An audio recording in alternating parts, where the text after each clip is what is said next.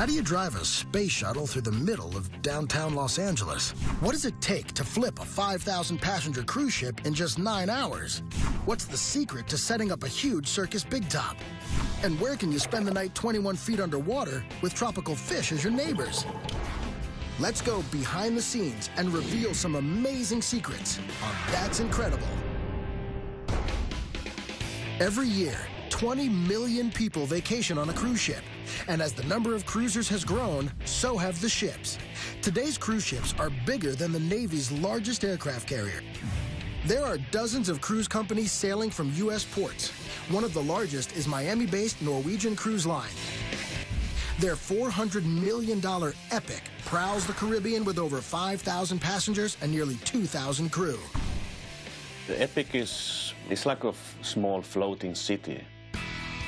A city whose population turns over once a week when it returns to its home port of Miami. But cruise ships make their money at sea, not at port. Every hour the Norwegian Epic is tied up at the dock in Miami costs the cruise line nearly $100,000, which means the faster they can unload the passengers and their luggage, refuel, restock the kitchen, clean the rooms, and reboard the ship with new passengers, the more successful the ship will be. It's called flipping the ship. And now, for the first time, we'll go behind the scenes and below decks to reveal how it's done. But before you can really understand today's modern ship flipping, you need to look back at the beginnings of luxury liner travel. While ships were originally all business, in the 1800s, wealthy Brits and Americans began crossing the Atlantic for vacation. Soon, the race was on to build the fastest and most luxurious cruise liners. The Titanic, of course, is the most famous, but today's cruise ships dwarf it in both size and luxury. You could fit 2 Titanics on the deck of the Norwegian Epic. 19th century cruise ships used to spend days and even weeks in port between trips. Today's ships don't have that luxury. The process of flipping the ship begins while the passengers are still asleep. That's when the Epic makes the tight squeeze down the channel and into the port of Miami. On turnaround day, our part starts around 3 o'clock in the morning. The ship uses computers and thrusters to guide itself into the port.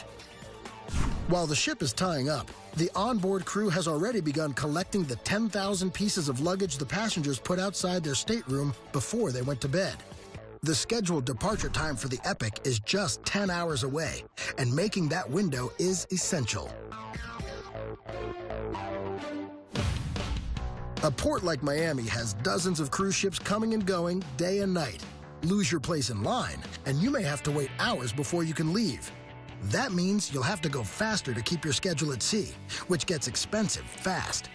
When a ship of this magnitude travels at top speed, it consumes a gallon of fuel per second. The ship is propelled by 6 massive diesel engines. These behemoths produce 130,000 horsepower. Keeping the engines fed requires up to 187,000 gallons of fuel on an average week-long trip at normal speed. That's enough fuel to fill 2 Olympic-sized swimming pools. However, at around $4 per gallon, an hour of top-speed cruising can ring up at about $14,400 per hour. So getting the ship flipped for a timely departure from port is mission critical. Fueling up the ship is one thing, but you also need to make sure there's enough fuel for the passengers. Every week, the Norwegian Epic serves 150,000 meals in its 21 restaurants. Loading crews have just a couple of hours to completely restock the refrigerators, freezers, and kitchens. The ship has 14 food storage rooms below decks. So that's from freezers, coolers, dry grocery stores, and every week we load items for all these rooms. 100,000 eggs, over 10,000 pounds of flour, 16,000 pounds of potatoes, and that's just the basics. The ship leaves Miami with over 100,000 pounds of meat on board. Poultry items, seafood items. Getting that much food on board takes 50 crew members starting at 5 a.m. and is critical to successfully flipping the ship. Once the Epic is secured to the dock, food trucks begin lining up on the pier, ready to restock the ship with over 100 tons of food and beverage. Once on board, they're organized into stations, so each box of sugarcane and carton of lettuce ends up in its proper place. With each flip, more than $500,000 worth of food and beverage comes on board. As the food comes on the ship, the luggage is already heading off. 2 decks below, a train of wheeled carts carrying 200,000 pounds of luggage rolls out the side of the Norwegian Epic and down the ramp to port. As the food is sorted and stowed away, and the luggage is finding its way to baggage carousels, the passengers have already begun disembarking. Epic has 2 gangways. Even with 2, it takes nearly 3 hours to get all 5,000 passengers off. That 3 hours, however, is not time for the crew to relax. All 2,114 staterooms have to be cleaned and nearly 2,500 beds have to be changed. The laundry room on the Epic is, well, epic. It has 10 300-pound washing machines and 25 150-pound steam dryers. And check out these sheet dryers. Each one can dry a bed sheet in under 30 seconds. But doing the laundry and cleaning the staterooms is only half the battle. The other half is what's known as swabbing the deck. That means mopping and wiping down every single surface that's exposed to ocean air. And it's not just cosmetic. Left to its own devices, the salty air can cause millions of dollars in damage. By 10:30, the last passenger is off the ship. Less than an hour later, the new passengers start boarding. Every week, 4,500 check out, and 4,500 more check in. It's a huge undertaking, one that takes a couple of hours to complete. The ship can't leave till everyone is on board, and as the departure time approaches, every second counts because the window to depart is closing fast. Once the fuel and food is on board, the cabins are clean, the ship is checked for needed repairs, and the new passengers are checked in and sipping cocktails on the pool deck. This giant ship is ready for another journey through the Caribbean, just in time. From a journey through the ocean to one through the galaxy, what happens when an object built for the vastness of space needs an earthly home? And just how does it reach that destination? Space. Sure, it's the final frontier, but it's kind of tough to get to without a rocket ship or one of these. Special thanks to the guys on the shuttle side. And thanks to some unreal engineering, you can now visit this 68-ton spacecraft right in the heart of downtown LA. America's quest for space started with a simple rocket and a monkey. It was soon followed by the Mercury program that catapulted the first human into orbit. And then finally, the Apollo program, which put a man on the moon. But out of the billions of people on the planet, only 521 have broken through the atmosphere and into space. More than half, 350 of them, aboard the space shuttle. Sure, it's a monumental challenge blasting something this huge into space. But how about navigating LA's crowded streets in one? Getting the shuttle Endeavour to the California Science Center is a serious technical undertaking in its own right, and we're going to reveal the secrets of how it's done.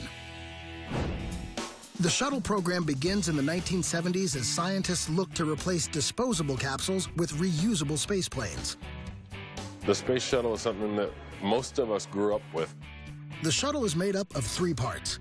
2 rocket boosters that produce 2.56 million pounds of thrust at takeoff, an external tank that carries over 500,000 gallons of fuel, and a 151,000-pound orbiter that holds up to 8 crew members. All right, both of you, up you go. Over the past 3 decades, the 5 NASA orbiters have flown more than 130 times. But in 2011, NASA retired the program. The question is, what do you do with a used vehicle with 122 million miles on the odometer? In the case of the Endeavour, the orbiter found a new home at the California Science Center. There was just one slight problem. The day after NASA awarded the space shuttle to us, they called and said, you got to be in Florida next week, and we need to know how you're going to get this thing from the airport to the Science Center. So how do they do it? The first step involves a flight, but not a space flight. The shuttle catches a ride on a 747 bound for LA, and we do mean on. After a trip through downtown Houston and over San Francisco's Golden Gate Bridge, the shuttle heads south to sunny Southern California. But that's the easy part. The biggest challenge is getting it the 12 miles from the airport to the museum through downtown Los Angeles. We were worried that the mass of the vehicle would damage the streets. We were worried a lot about the wingtip clearances. The Endeavor is 122 feet long and 57 feet high. So how do you move an object as wide as a hockey rink through some of the most crowded streets in the country? Very carefully, with the help of a custom-built mobile transporter, kind of like a giant furniture dolly, only with some seriously high-tech upgrades. Their 80 wheels are independently controllable, and they are separately operated bogies. And an operator can spin the vehicle clockwise, counterclockwise, in a 360, move it to the side, move it forward or backward. But first, it has to get off the plane and onto the transporter. They have a large device called a lifting sling. It's a piece of apparatus that's connected to a crane. And they lifted the shuttle vertically from the back of the 747, and then they let Endeavor come down onto the self-propelled mobile transporters. On missions, Endeavor could easily hit 17,000 miles per hour. The tow rig travels slightly slower than that. In fact, the top speed on the final leg is less than 1 mile per hour. Why so slow? Well, let's just say LA's streets aren't designed with spaceships in mind. There were certain places that were just hair-raising, where the trees on either end were narrower than the width of the wingspans. The wing literally went like, a few feet from your nose. On the plus side, the slow trip through downtown LA makes it possible for the 1.5 million onlookers to take part in the journey. It was such a wonderful celebration. And how long does an epic journey like this take?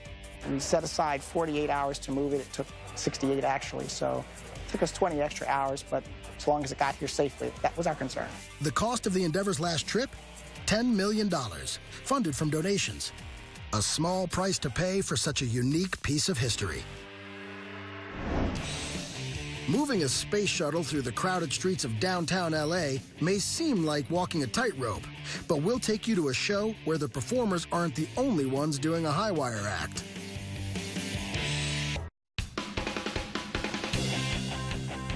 Cirque du Soleil is one of the biggest attractions on the planet, bringing the ancient entertainment form of the circus into the 21st century.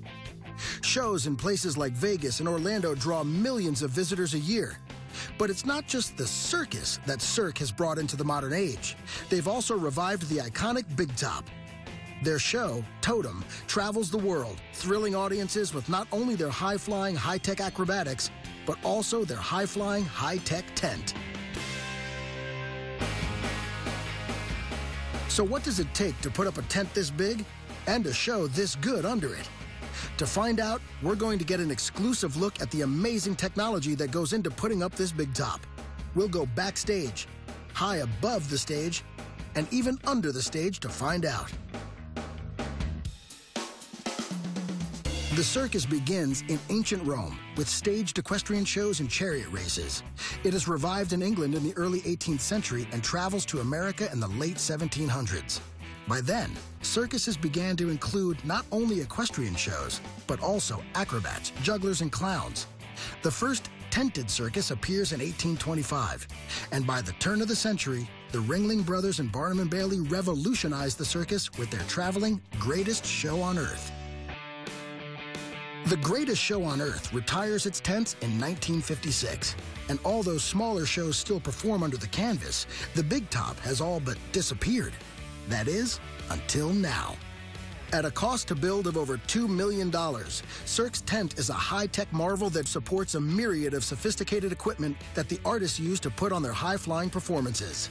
It's setting up an entire building with all of its infrastructure. In addition to the main tent, there's a cafeteria, offices, and workshops, as well as a VIP tent, a tent for concessions, and an artist's tent. That's where the dressing rooms are, wardrobe, performance medicine specialists, training areas as well. Putting it all together takes 200 people working round-the-clock shifts for 8 days. And it all starts in an empty parking lot.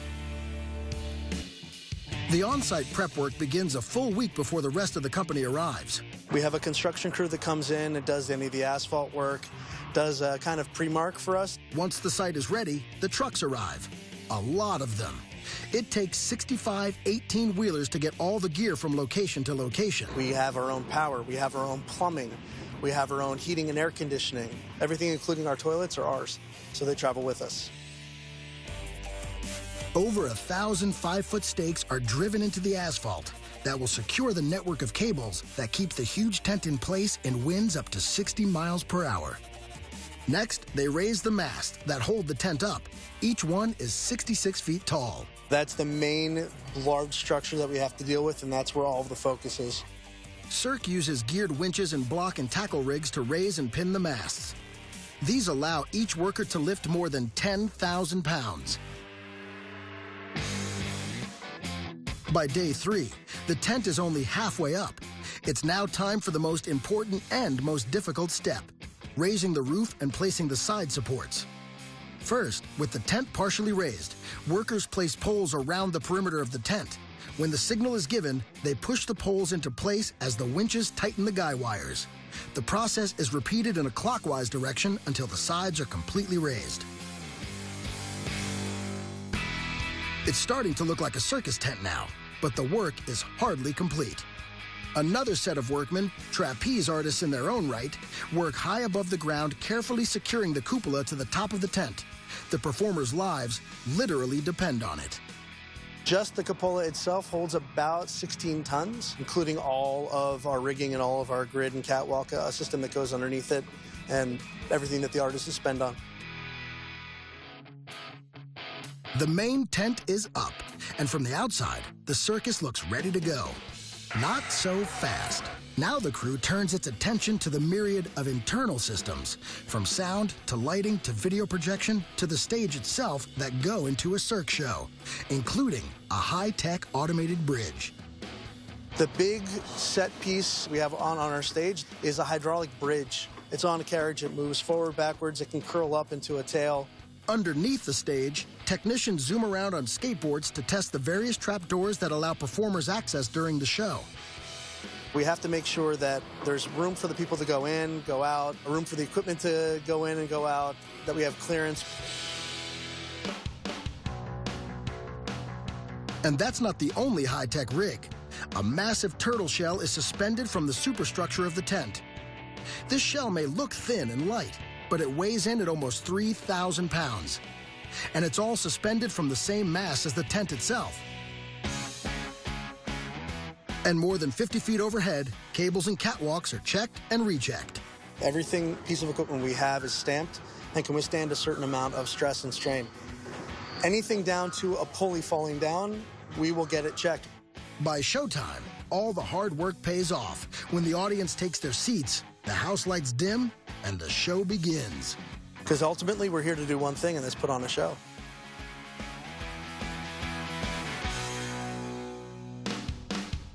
From flying high above the crowd to swimming far below the surface of the ocean, discover the amazing secret of how you check into a Florida hotel room underwater.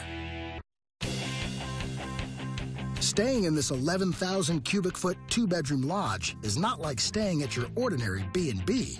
At Jules Undersea Lodge, you can live among the fish with all the comforts of home. We'll take the plunge and show you the secrets of how to live beneath the sea and order room service. Located in Key Largo's Emerald Lagoon, the only underwater hotel in the world didn't start out that way. What is currently now the Jules Undersea Lodge started out in life as a very sophisticated underwater research habitat that operated 10 miles off the shore of Puerto Rico. In 1986, Ian Koblick and his partner Neil Money converted the 300,000-pound research facility to a tourist destination. They took out the decompression chamber and replaced it with hotel amenities like carpeting, an entertainment system, and even internet access. Gigantic portholes, 16.5 inches in diameter and 5 inches thick, were put in so the guests could enjoy the view. You can just sit inside and watch the fishes come up right to the window. The relaxing factor is just awesome. And this isn't your neighborhood Sheridan. Just to enter the lodge, you've got to put on scuba gear and dive 21 feet beneath the surface.